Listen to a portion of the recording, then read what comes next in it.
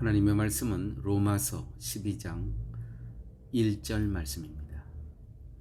그러므로 형제들아 내가 하나님의 모든 자비하심으로 너희를 권하노니 너희 몸을 하나님이 기뻐하시는 거룩한 산 제사로 드리라. 이는 너희의 드릴 영적 예배니라. 아멘.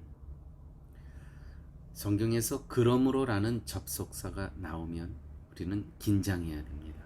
왜냐하면 이제 지금까지 쭉 설명했던 그 말씀의 결론 부분, 다시 비유를 말씀하자면 이제 쭉 여행을 해서 이제 목적지에 이른 것과 같은 것입니다. 그러므로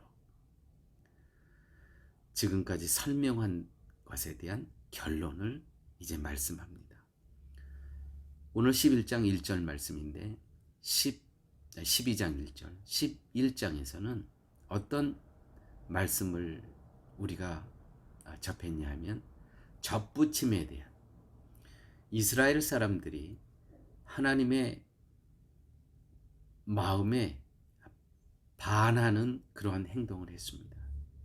예수 그리스도를 믿지 못하고 오직 율법을 행함으로 천국의 하나님의 자녀, 구원의 백성이 된다고 그렇게 믿었습니다.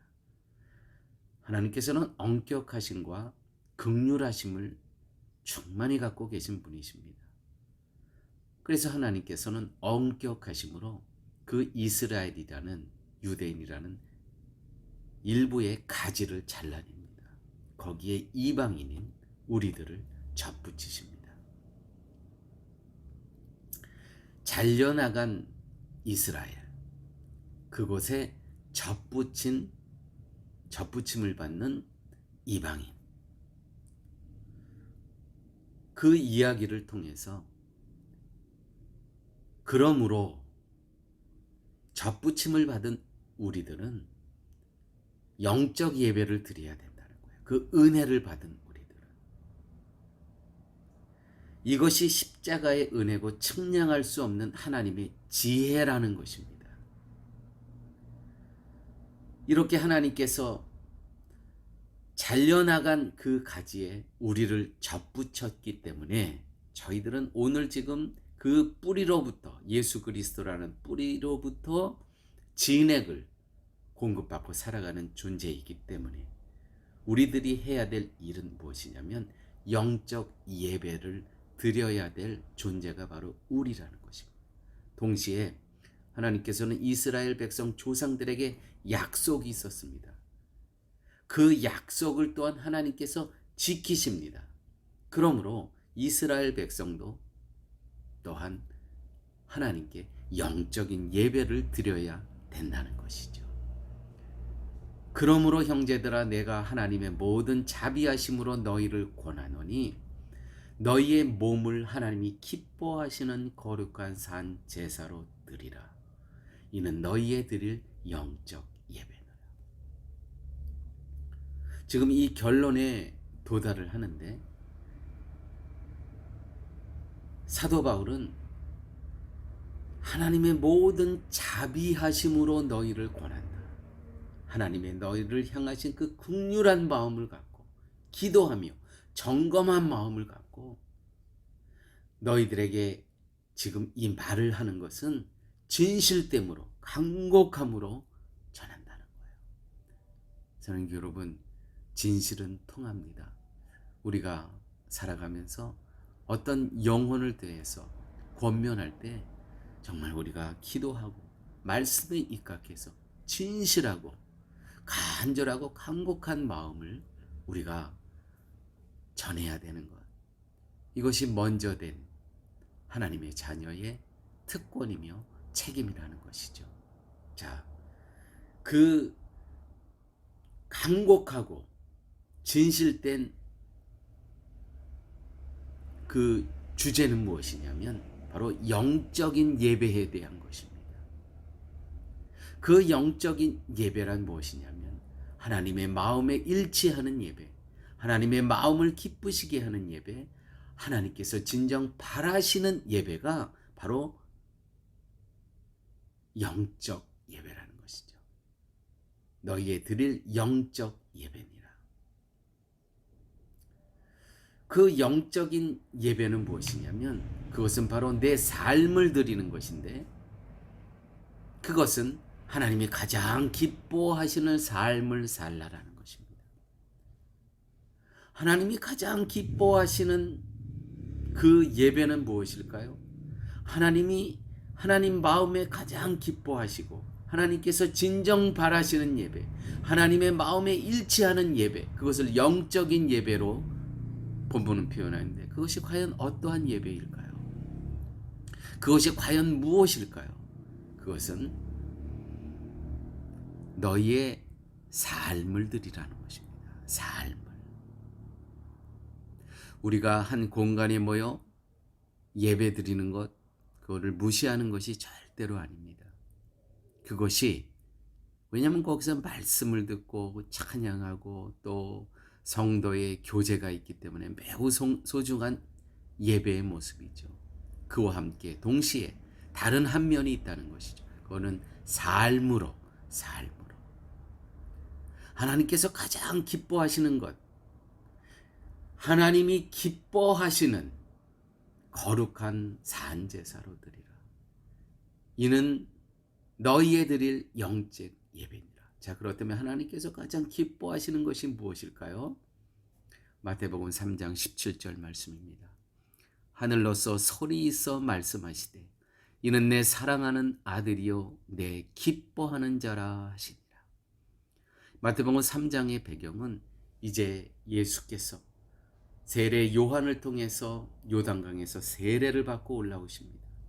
물에서 올라오십니다. 그때 하늘로서 소리 있어 가로되 이는 내 사랑하는 아들이요 내 기뻐하는 자라.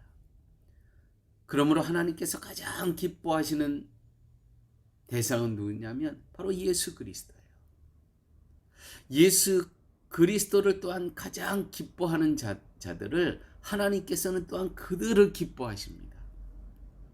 그러므로 성도는 예수 그리스도를 기뻐해야 돼요. 십자가의 은혜를 기뻐하고 감사하는 삶, 이것이 바로 영적인 예배라는 것입니다. 마태복음 12장 18절에 보라 나의 택한 종 곧 내 마음에 기뻐하는 바 나의 사랑하는 자로다. 내가 내 성령을 줄 터이니 그가 심판을 이방에 알게 하리라. 이 말씀의 배경은 안식일에 마른 손을 피게 하신 그 예수 그리스도의 치유의 역사가 안식일에 있었습니다. 이것을 비방하는 유대인들에게 보라 나의 택한 종 곧 내 마음에 기뻐하는 바 나의 사랑하는 자. 이방인 유대인들은 비방하지만 예수님께서는, 하나님께서는 바로 이 예수가 내가 가장 기뻐하고 택한 나의 사랑하는 아들이다. 사랑하는 여러분, 그러므로 이 예수 그리스도를 사랑하는 자, 이 예수 그리스도를 믿는 자들을 하나님께서는 또한 우리를 사랑하시고요, 우리를 의롭다 여겨주신다는 것이죠. 이것이 바로 영적인 예배라는 것입니다. 무엇을요? 그리스도를 기뻐하고 그리스도를 감사하고 그분을 따르는 자의 삶을 사는 것, 이것이 바로 영적인 예배라는 것이죠.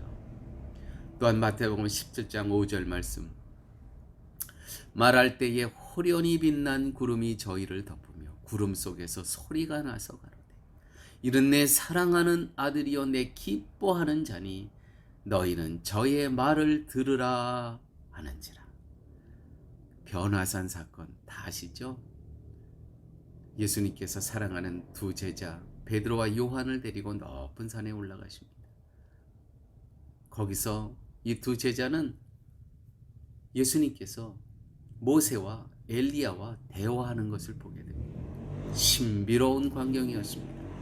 이것을 본 베드로가 우리가 여기서 초막 셋을 짓고 하나는 모세를 위해서, 하나는 엘리야를 위해서, 하나는 예수님을 위해서 지고 여기서 살고 싶습니다라고 했을 때, 그때 말할 때에 호련히 빛난 구름이 저희를 덮으며 구름 속에서 소리가 나서 가로되 이는 내 사랑하는 아들이요 내 기뻐하는 자니 너희는 저의 말을 들으라 하는지라.